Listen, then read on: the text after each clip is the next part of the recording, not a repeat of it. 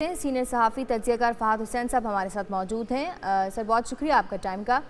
फ़ाहद हुसैन साहब बताइएगा, अगर बज़ाहिर देखा जाए तो अब ये जंग हमास और इसराइल के दरमियान कन्फाइंड होकर नहीं रहेगी, क्योंकि अगर माजी की बात करें तो 19 अप्रैल को जब सफारत खाने पर अटैक किया गया था इसराइल की जानिब से ईरान के, तो ईरान ने भी काउंटर अटैक्स किए थे।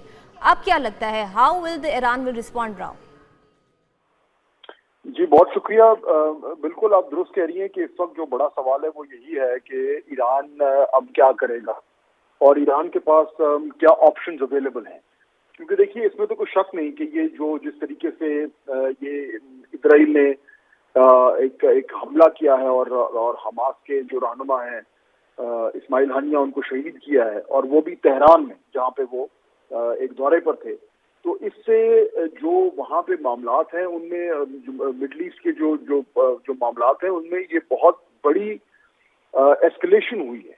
और जितने भी वहाँ के माहिरीन हैं, जो भी वहाँ मिडल ईस्ट वॉचर्स हैं, उन तमाम का ये ख्याल है कि इस इकदाम से जो खित्ता जो है अब वो एक जंग के दहाने पे आकर खड़ा हो चुका है। क्योंकि ये जो अब मामला है ये बड़ी तेजी से फैल भी सकता है। इसमें जिस तरीके से भी आपने जिक्र किया कि आज से तकरीबन एक दिन पहले ही इजराइल ने जो है वो हिजबुल्लाह के एक बड़े सीनियर कमांडर जो है उनको भी शहीद किया। तो अब ये 3 दिन में दो इस तरह की हाई प्रोफाइल जो असैसिनेशन हुई है, इसके बाद रिस्पॉन्स तो आना है। अब सवाल यही है कि ईरान कैसे रिस्पॉन्ड करेगा, हिजबुल्लाह कैसे रिस्पॉन्ड करेगा, क्या ईरान डायरेक्टली जो है वो कोई इस तरह का इकदाम उठाएगा जिस तरह के पहले उसने किया था जब ईरान का एक जो सफारत खाना है उस पर हमला हुआ था सीरिया में, या ये है कि वो किसी और तरीके से होगा। ये वो तमाम बड़े सवाल हैं। बिल्कुल ऐसी है फ़ाहद साहब, ईरान पर बर्डन बहुत ज़्यादा हो गया है। गुज़िश्ता कुछ अरसे के अंदर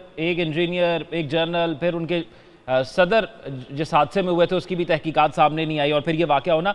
आपको क्या लगता है कि अब यूएसए का किरदार क्या होगा? क्योंकि अगर इसराइल के हवाले से जब बात की जाती है तो वो कहा जाता है कि वो अमेरिका उसमें अपना किरदार अदा कर सकता है, तो अमेरिका अब क्या किरदार अदा करेगा? देखिए इसमें पहला तो जो एक मामला है जिसपे ऑलरेडी बहस शुरू हो गई है वो ये है कि ये जो एस्केलेशन हुई है, जिस तरीके से ये कातलाना हमला हुआ है और इतने एक सीनियर जो रहनुमा है हमास के उनको शहीद किया गया है, तो क्या अमेरिका जो है उसके पास ये प्रायर नॉलेज थी, इंफॉर्मेशन थी?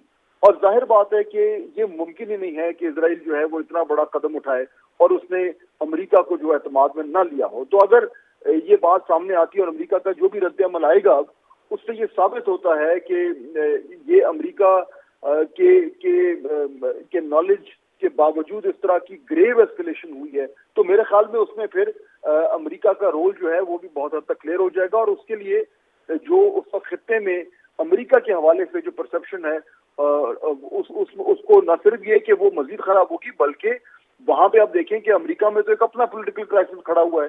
ठीक है फ़ाहद साहब, आपसे इस पर मजीद भी बात करते हैं। फ़ाहद साहब आपसे जानना चाहूंगी, जो एक्सटर्नल फोर्सेस इसराइल को बैक आउट कर रही हैं, जिनके बैक पे सपोर्ट उनको कर रही हैं, उनके जो विजन है, आपको नहीं लगता इस तरह के अटैक से वो मजीद क्लियर होते जा रहे हैं और पूरी दुनिया को पता चल रहा है कि हो क्या रहा है?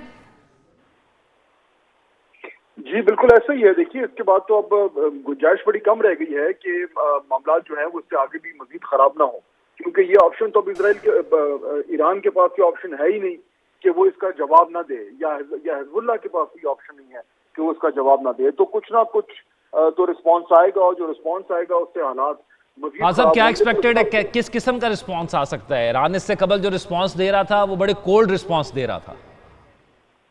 देखिए जो पिछला जो रिस्पांस आया था ईरान की तरफ से, आपको याद होगा, उसमें उन्होंने ड्रोन्स के जरिए जो है वो इजराइल के ऊपर हमला किया था। उससे इजराइल में को बहुत बड़ा नुकसान तो नहीं हुआ था, लेकिन उस हमले के जरिए ईरान ने कम से कम ये कम्युनिकेट करने की कोशिश की थी कि वो एक बड़े स्केल का अटैक जो है वो लॉन्च करने के लिए तैयार है। तो अब इस वक्त देखना यह है कि वो जो भी रिस्पॉन्स आएगा उसका स्केल कितना बड़ा होगा, और क्या वो ईरान से डायरेक्टली आएगा या वो हिजबुल्लाह या हमास की तरफ से आएगा। तो ये दो बड़े इशूज हैं जिससे मेरे ख्याल में हमें क्लियर होगा कि मामला जो है वो मजीद कितने खराब होने जा रहे हैं।